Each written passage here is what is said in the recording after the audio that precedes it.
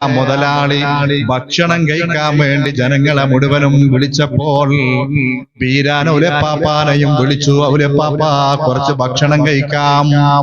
ബീരാൻ ഉലപ്പാപ്പ പറഞ്ഞു, എടാ അന്റെ ഭക്ഷണം എനിക്ക് തിന്നാൻ പറ്റൂല, അത് ഹറാമ് കലർന്ന ഭക്ഷണമാണ്, എനിക്കത് വേണ്ട എന്ന് പറഞ്ഞപ്പോ ഈ മുതലാളി അവിടെ ആളുകൾക്കിടയിൽ ഒരു ഷെയിമുകേട് സംഭവിച്ചു.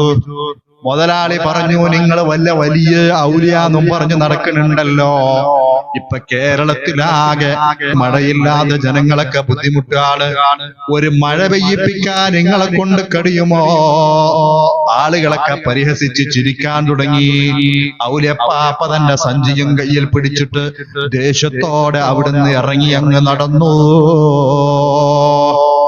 ചുള്ളിക്കോട് നിന്ന് അദ്ദേഹം നേരെ പോയത് പാലക്കാട് ജില്ലയിലേക്കാണ്.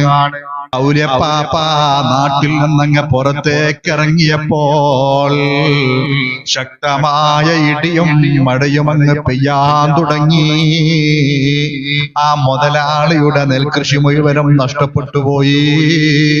ബീരാൻ ഉലപ്പാപ്പ നാട്ടിൽ നിന്ന് നേരെ പോയത് എവിടേക്കാണ്? പാലക്കാട് ജില്ലയിലുള്ള മണ്ണാർക്കാട് അമ്പങ്കുന്ന് എന്ന സ്ഥലത്താണ്. നിരവധി കറാമത്തുകൾ നമുക്ക് കേട്ടിട്ടുണ്ട്, അനുഭവിച്ചിട്ടുണ്ട്. നേരത്തെ തന്നെ ഞാൻ നിങ്ങളോട് പറഞ്ഞില്ലേ പൊട്ടച്ചിറ ബീവിയുടെ സംഭവം. അങ്ങനെ നിരവധി കറാമത്തുകൾ ബീരാൻ ഉലപ്പാപ്പയിൽ നിന്ന് സംഭവിച്ചതായി രേഖകളിൽ കാണാം.